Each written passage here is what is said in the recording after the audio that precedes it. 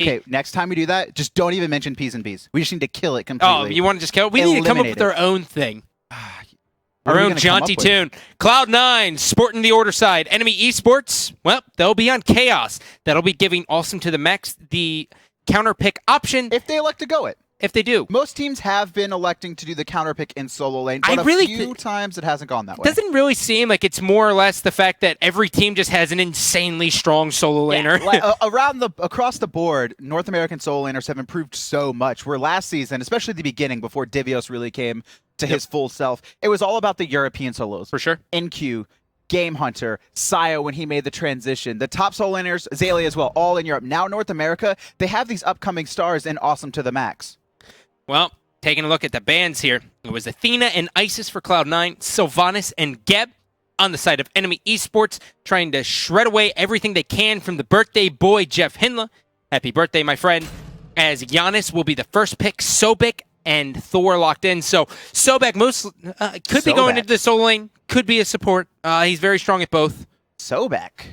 Yeah, don't get me wrong, I'm not saying Sobek is a bad pick, but you very rarely see it picked up in that second, third position. Especially since, well, Athena, oh no, she's gone. No, she's gone. It's not bad. I guess they wanted to get that support, and knowing that Cloud9 would either look to go for it or pick it up. But it's going to be Bacchus. We actually haven't seen Jeff play this in a long time. It's his favorite. It's his favorite god. He doesn't get to play it. I think they wanted all these bans just so he could play it. Yeah, right. It's just the birthday celebration. But already looking at it here, Cloud9, you can see some guaranteed synergy here between the Bacchus and the Bellona, right? Bacchus comes in, belly flops with Intoxicate, which gives Bellona an easy job to set up with Eagle's Rally. One thing we need to look at, too, is Cloud9 might be looking to go Jablanque. That's even a stronger synergy.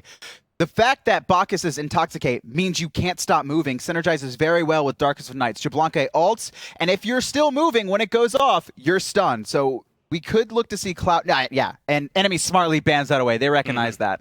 Well, one thing that's important to note here is that Omega actually prefers to run the Bellona into the solo lane, where we have seen junglers such as Weekend prefer to grab the Bellona and run into the jungle. But the one thing I do like about this is that Sobek going into Bellona, you can kind of just stalemate the lane. You're very, very safe as Sobek. Yes. Which is smart. You're not going to outplay Omega on one of his favorite gods right now. Especially when you go Vanguard early on. You're very tanky. The base numbers on your abilities can clear the way for the most part. Apollo locked in for Enemy, though. So it's a little bit of some global presence from both teams. Giannis picked up by Cloud9, but Thor with the semi-global and Apollo with the full global. Apollo's very strong with the nerf to Bluestone. He was already very good with Death Toll. He was very good at auto-attacking, clearing the waves, and now he's even stronger since Ability Hunters took that hit. Medusa gets picked up here for Cloud9, and whew! Andinster will be able to grab Serket. Now, the one thing looking at Cloud9 here is they are going to be very strong in the mid game. They're also going to have Bellona, which will help them in the early game, but this isn't a Bellona jungle. So she's not going to have as much impact as she would if she was in the jungle role and the solo role, but regardless, they can rely on Bellona to at least get going there, which will help Serket kind of get to that mid-stage game where she accelerates at. Neath, the final lock-in for Enemy. Surprised that it made it this far, considering how teams have really grown to prioritize her, either banning her out or first picking her or second picking her. She very rarely makes it through the second banning phase without being at least looked at, but it's the final lock-in for Enemy. It's going to be likely the solo Neath. Solo Neath? Nah, no. That's a mid Neath. It's a mid Neath. I forgot they don't have a mage. Yeah. I realized that finally. I'm like, wait, they don't have a mage. I'm like, Ares, Sobek. Speaking of mages, look how good that Poseidon card looks. He looks manly. Such a Poseidon fanboy. Poseidon? Poseidon. So Neath will be going into the mid, so that clear going up against Giannis, she does have to be a little bit careful, but she has almost in parity with him with clear just because of how her kit is. Yep. And she's going to actually be going Bluestone start, so no Death Toll for the Neath mid. She's a ability-based hunter. She has no steroid in her kit to enhance her auto attacks. Correct. And that hit to Bluestone might come into play here. We might see Jerby run out of mana relatively quickly. Awesome to the max. He placed a ward over speed buff, and he's still... Okay, he backed.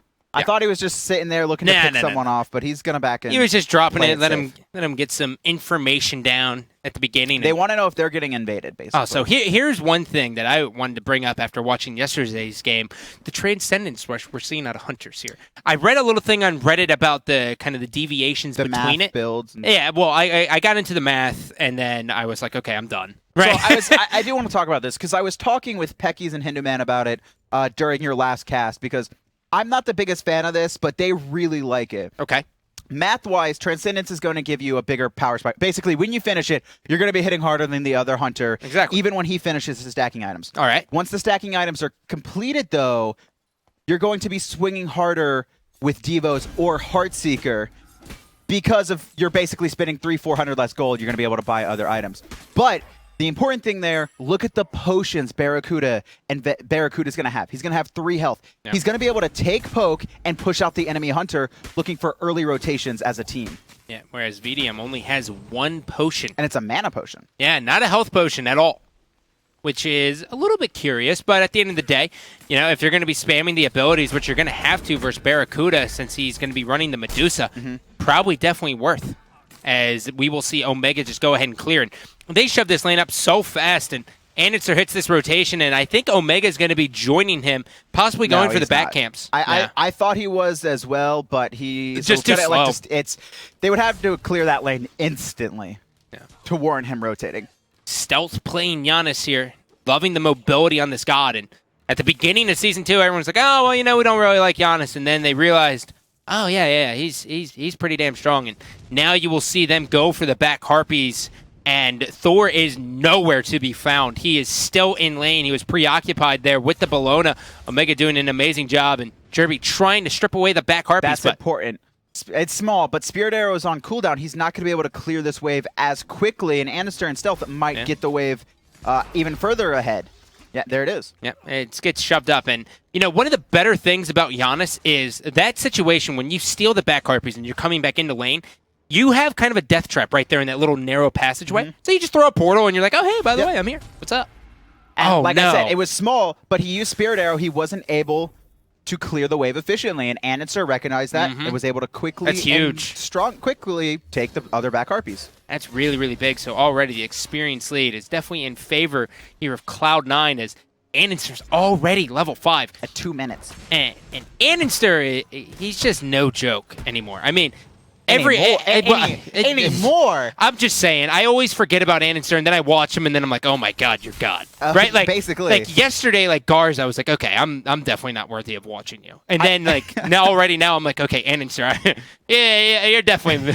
I mean, Anitzer, I think he's having a much better split than he was in the spring, and I think it's reflected in Cloud9's score. They 2-0'd TSM. They still have to face AFK next week, but right now they've only taken 1 loss all split. They face them at LAN. Yes, here those guys come out here. We get to party with Cloud9 guys. Is now we could celebrate Jeff's birthday. Yeah, just only a week late. That's not bad. Fine. So mid Harpies coming up here. Cloud9 in a perfect spot to take both.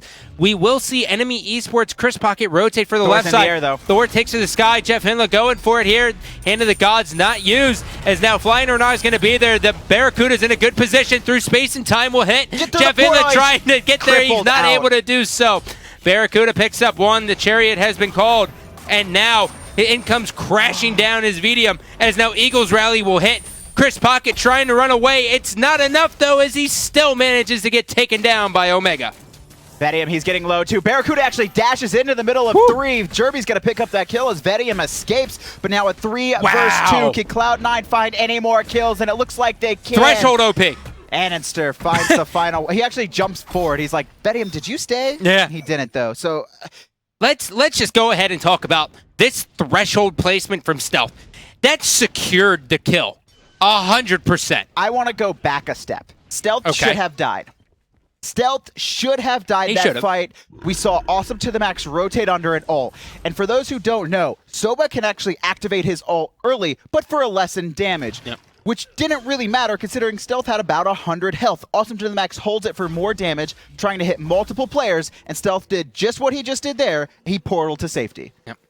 Stealth managing to stay alive yet again, as now we will see the speed buff gets taken here by Aninster. Jeff Hinla able to leech off of this experience, which he will definitely be happy about. Supports never complain about free experience. Never. No, they prefer it. Watcher's Gift for both supports here. We're not seeing the Mark of the Vanguard start up at all, as Omega will get tail whipped in the lane, and he will rotate and go ahead and look for his blue buff. So something to note here is that we see that Transcendence was finished by Barracuda. He was able to get the mid-Harpies XP. Additionally, he was able to pick up a kill. So now he's going to be stronger than Vedium in response. Wow. Awesome. Look at this. Awesome to the max. Neath Arrow is going to try to get blocked there by Omega, but their eyes are on the blue buff. Awesome to the max. Very, very low. Flying or not, will take to the sky. He's going to come crashing down, but it's going to be a little bit too late. Now he'll have to give up on this one, as you can see him go right into the mid lane. And Cloud9 was all grouped up for it. Okay, I almost thought Enemy was going to go for Gold Fury there, but it's pinged out quickly, and Barracuda takes a peek, recognizing that they didn't do it. Yeah, and that's a tough call for him to make, just because the wave was pushed up into his tower. But at the end of the day, he knows that 1,500 gold and all that experience you will gain from the Gold Fury, you can't give it up. Flung back into the tower is Omega, but Shield Bash right into Awesome to the Max will get him out of there. Now, Awesome to the Max is actually out trading Omega earlier on, simply because you're going to have the better clear as Sobek. But since then, Sobek took a spill in the fight, and Omega picked up a kill and then assisted. Now that he has the level advantage, he's really abusing it. A 600 gold lead as well, and it's actually more than 600. Man. It's 1,200 because Sobek's been forced to buy that teleport too. Which is really, really important. Now, I mean, Omega was up as much as 2 levels, and you're seeing it right now. He has a 2-level advantage. But when we do get into the intricacies here of the Sobek versus Bologna matchup, the one thing that's good, as we just saw, is Bludgeon can be interrupted by Sobek, which really helps. He has 2 ways of doing that, but the Tail Whip is pretty much guaranteed. Can we go back to Bologna real quick? Just half a second. And he's actually maxing it, so it's very important to interrupt that. It is. And that's really what we've seen a lot. At first, everyone was talking about Scourge, but it was like healing for like half your health in a second. Yeah, and it was like 3 hits, and it worked on towers too. As Chris Pocket, he's trying to get aggressive on Barracuda, but one thing you should know about old Barra, he doesn't like dying, ever. Hey, he actually has more deaths than Zyros. It's now Zyros who doesn't die. Oh, really? Yes. Ah. He was good until week 6, and then after he died his first time, he was like, all right, I give up. I'm just going to dive into team fights. Yeah, he's like, all right, I'm not buying a ward anymore. I'm going forward. Let's do it. Through Space and Time comes in. We're looking for the drop ship. Neat arrow. That was a great job coming out of Jerby there, stopping Aninster from hitting that rotation. Yes, that was very important. And they spent a Giannis ult for it, right? And normally it'd be like, oh, man, all they did was rotate. But they used Through Space and Time to try and get their team there, meaning it was a trade out of ults. And so we'll be able to soak up all this experience, as now Omega will have this wave pushed all the way up. Looks like he's going right into Frostbound Hammer, which has really become just the standard Bologna build. Sometimes we see a Nickable on there, but when you want to build Bologna, you always see a Frostbound Hammer on that kit. It's a very good frontline warrior item. I mean, it has 400 health, 25 power, so it's giving you everything you want as a warrior, and then it has an insane passive where when you hit auto attacks, there's a chance to slow the person and their attack speed. There is nothing wrong with the item. Nope. Look at the gold deviation between Omega and Sobek. Awesome to the Max is down 800 gold. No Gold Fury either. And there's nothing. I mean, this is just pure. This is just Omega shoving this up, and Aninster knowing the timer, he's going to push all the way up. And he's gone teleport. It's an 800 gold lead, and Awesome to the Max. It's a 1,400 gold lead. They're coming from the backside, though. Aninster has the surprise attack. Flying or not, in a lot of trouble. Jeff Hinla picks that one up. MLC Stealth has joined the party. Unstable Vortex is good. His auto attacks are better. Vedium now trying to take down Stealth. And now he's still there, dropping the portal, blocking off the route. Unstable Vortex hit. Omega goes forward. No. And now Barracuda hits it. The snipe off the mark. He can't auto attack, and Barracuda is just going to bully him out of this lane. Stealth blocked the ult for Bacchus. Jeff Hinla was able to survive that. They used Omega's ult, Eagle's Rally, a ton of protection. Sobek got his full ult off before he died, and still could not finish off Jeff. Awesome to the Max now teleported to a ward, recognizing that C9 was this is such a bad loss for him. Look at this, because Omega's already back in lane. This is going to be damn near that tower going to be taken. He will look to split mid-camps, but it's going to be a 4-camp split. It's also to the max rotated for the team, and Cloud9 made sure it was a wasteful rotation. Yeah, to say the very least. Frostbound Hammer, finished. Omega, he hasn't built into teleport, which seems to be a standard on him. He's just like, well, you know, my team likes to rotate, I like to rotate, and, well, I haven't built it yet because I'm winning this lane so dominantly right now. He doesn't feel like it's a priority, which, at this point, you can't argue with him. Not at all. Taking a look here, Aries, Chris Pocket is a little bit ahead of Jeff, but Jeff has been in the front line, allowing Cloud9 to really focus the carries. Enemy has dumped so much into Jeff, the 2 engagements we've seen. He only died the first one as well, so he barely escapes that one. And although Aries has a lead, the carries on C9 have been getting ahead. For sure. CDR boots plus the Doom Warp here for stealth, giving him standard the damage. Now. Yeah, it's pretty much become the standard. At the beginning, we saw full CDR, but now you just invest the money into Doom Orb, so you have that power with your Unstable Vortexes, plus the ability of just being able to get them all off with this full CDR. It's a pretty gnarly build. Bludgeon clearing that one out, and Awesome to the Max is looking for his opening, and he realized, well, he doesn't really have an opening. The only thing he can really do is kind of group up the minions, use his hand and tail whip, and now they're trying to set it up. Chris Pocket forced to blink defensively there, and blink. That's a level 1, so that's going to be a 90-second cooldown. He can't blink in. C9 is baiting this. They're going to walk on him and engage the second he gets out of position. And or they could just take gold. Chris Pocket's there. Madness is there as well. Jeff Hinla barely off the target there. Intoxicate comes down. Chris Pocket in a lot of trouble. Flying Ernella gets cleaned up as well. And Barracuda will gladly accept that kill as 3 members of enemy esports are under the tower.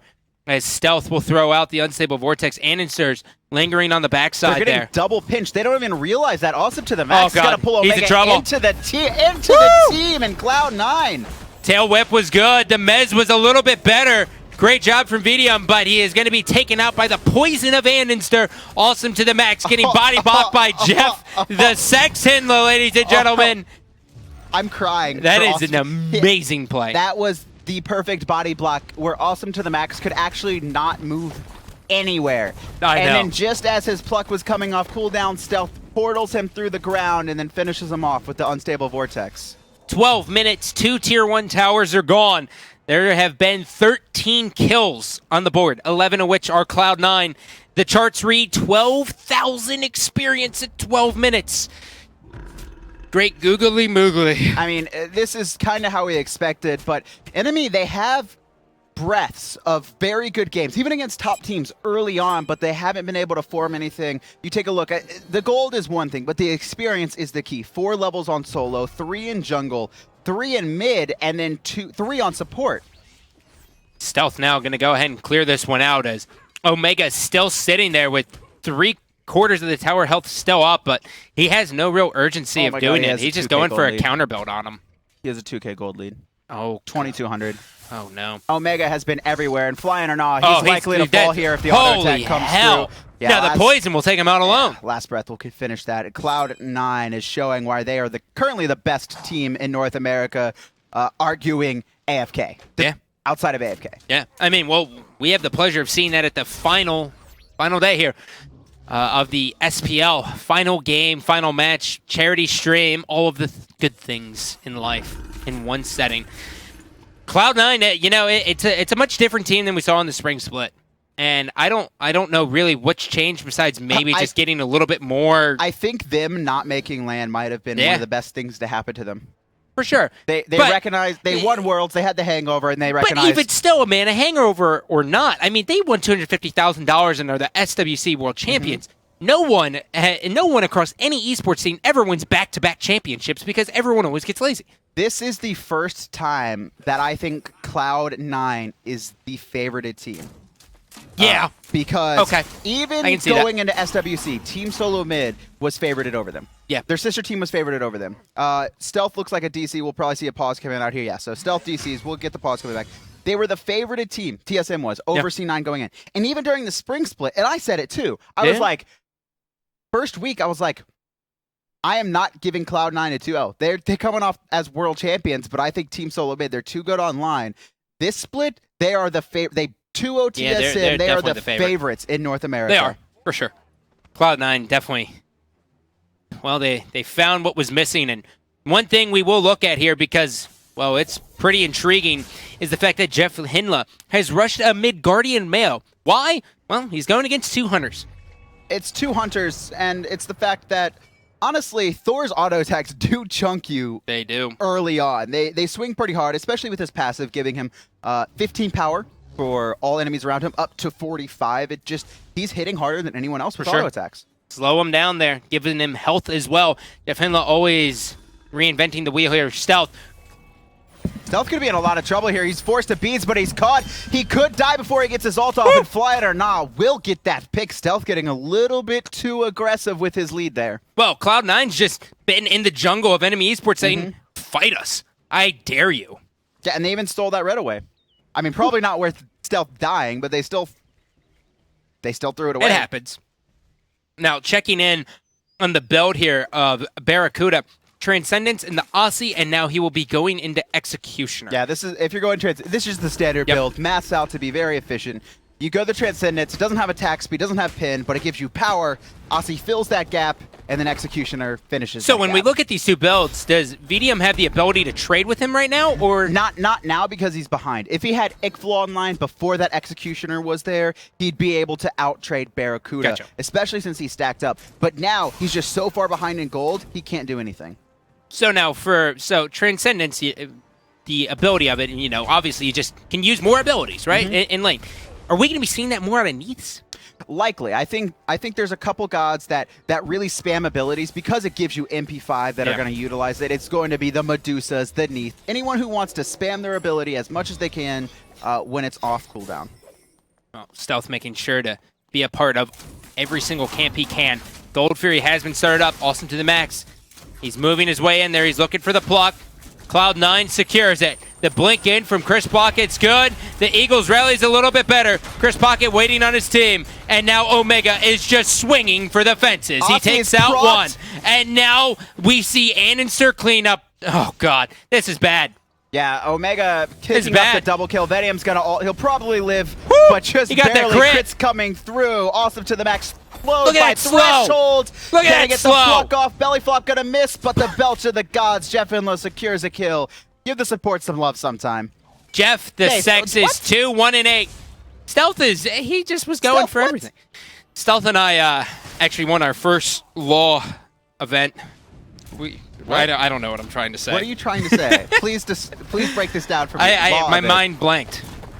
I forgot it. Okay. We'll move past this. Cloud9, they won the team fight. They secured the Gold Fury. Barracuda barely living with the Aussie proc. Flying or Not dove him. One thing that was important about that fight, though, is the fact that Chris Pocket couldn't ult into the Gold Fury. And that reason is because he had to use it defensively when Cloud9 invaded his jungle. Yep. Book of Thoth getting started up here for MLC Stealth. It could be a Soul Reaver, but not really likely here as Eagle Rally forced out defensively. Jeff Hinla getting tossed around like a hacky sack in the middle of it. Unstable Vortex connects with 3 of them, and now Annenster still there. Jeff Hinla trying to provide the PO. Barracuda gets 1. He's now going to try to turn on him. The belch comes out. They fall through the portal. Stealth throwing so much damage now. Chris Pocket is next. They're going to focus him down, and down he goes. Dia side at 1750. That's a Fire Giant. That is a fight that enemy wanted to take, but it didn't work out for them. And that was really the power of Stealth. I mean, the power of Giannis' ult got the rest of the team in there and allowed Omega to get out safely, and then they ended up winning that engagement, and they'll actually win the game off that as well. Enemy, I actually think they've F6 most of their games this season. Really? I think that might be You think they've won, or they've F6 more games than they've flat out lost? I've seen at least 4. It's been quite a few. They haven't been able to get anything rolling. It's going to be interesting to see.